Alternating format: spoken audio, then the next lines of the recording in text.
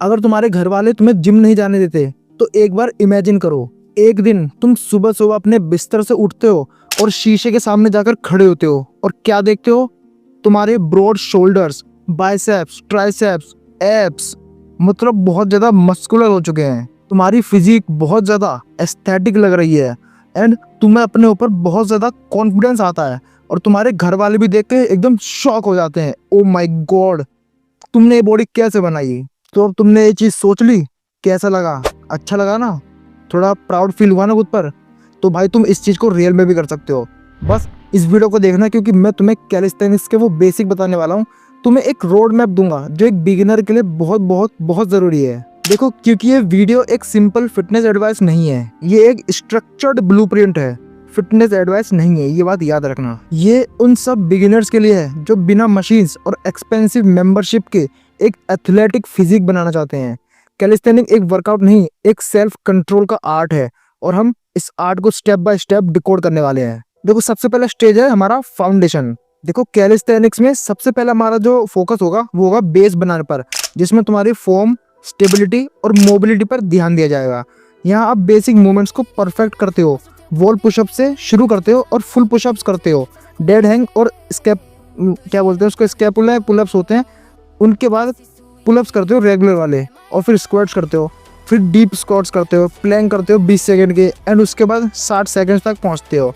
होलो body hold करते हो, chair dips करते हो। स्मूथ कंट्रोल तुम्हारी बॉडी में आने लगता है। इस फेज को तुम्हें 3 से 6 हफ्तों के लिए फॉलो करना है और इसका मकसद हमारा ये नहीं है कि तुम्हें अपने रैप्स को बढ़ाना है। तुम्हारा मकसद ये है कि तुम्हें अपने मूवमेंट का कंट्रोल पाना होगा। फाउंडेशन के बाद आता है हमारा स्किल का फेज। ये वो मूव्स हैं जो कैलिस्थेनिक को एस्थेटिक और फन बनाते हैं। अब आप पुशअप वेरिएशन ट्राई करते हो, जैसे डिक्लाइन और diamond pushup, pull up variation जैसे chin up and wide grip, core movements जैसे वी अप्स और हैंगिंग नी रेजेस, लेग के लिए पिस्टल स्क्वाट प्रोग्रेशन और स्टैटिक स्ट्रेंथ के लिए एल सीट के बेसिक्स। अब बात करते हैं एक स्मार्ट 3 डे वीकली रूटीन की, जो बिगिनर्स के लिए सस्टेनेबल भी है और इफेक्टिव भी। सो डे 1 होता है हमारा पुश प्लस कोर। इसमें आते हैं हमारे pushups, chair dips, decline pushup, plank और होलो बोर्ड, क्या बोलते हैं उसको, होलो बॉडी होल्ड्स। अब डे 2 पर होता है हमारा पुल प्लस कोर। इसमें क्या आते हैं dead hang, assisted pullups, inverted rows, hanging knee raises और सुपरमैन होल्ड। एंड डे 3 पर हमारा आता है लेग्स प्लस स्किल्स। इसमें क्या आते हैं स्क्वाट्स, लंजेस और उसके बाद पिस्टल स्क्वाट और एल सीट के लिए 10-10 मिनट का फोकस्ड प्रोग्रेशन। ये रूटीन एयरी नहीं है, वेल बैलेंस्ड है। आपकी बॉडी ओवरलोड नहीं होती पर स्टेडली स्ट्रांग होती रहती है। कैलिस्थेनिक्स में ना एक गोल्डन रूल होता है कि strength comes from progression not repetition. 8 perfect rep आ रहे हैं, time to move to harder variation. Pushups करते हो तो उसके बाद डिक्लाइन पुशअप करो, फिर डायमंड पुशअप करो, फिर एक्सप्लोसिव पुशअप करो। सेम पुलअप्स के लिए पहले नेगेटिव्स करो, फिर नॉर्मल पुशअप करो, उसके बाद वेट बढ़ाओ, कुछ बैग वैग लगा लो, उसके बाद पुलअप करो, यानी हार्डर अपने वेरिएशन को बनाते जाओ। और अब फाइनली वो पार्ट की बात करेंगे जिसको बहुत बहुत बहुत सारे लोग इग्नोर करते हैं, वो है न्यूट्रिशन और रिकवरी।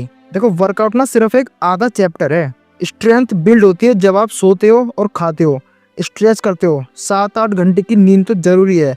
हाई प्रोटीन डाइट भी बहुत ज़रूरी है, जैसे पनीर हो गई, दाल हो गई, एग्स, चिकन। रोज़ 10 मिनट स्ट्रेचिंग करो और हाइड्रेशन को मेंटेन करो। अपने दिन के 2-3 लीटर तो पानी मिनिमम तुम्हें पीना ही है। ये स्मॉल हैबिट्स ही लॉन्ग टर्म ट्रांसफॉर्मेशन का रियल फाउंडेशन है। अगर आप इस रोड मैप को फॉलो करते हो ना, तो बिगिनर से स्ट्रॉन्ग, बैलेंस्ड और एथलेटिक वर्जन में शिफ्ट होना गारंटीड है। बस एक चीज़ की ज़रूरत है और वो क्या है? कंसिस्टेंसी। अब कमेंट्स में बताना कि आपका नेक्स्ट गोल क्या है, मसल अप, हैंडस्टैंड या फुल एल सिट।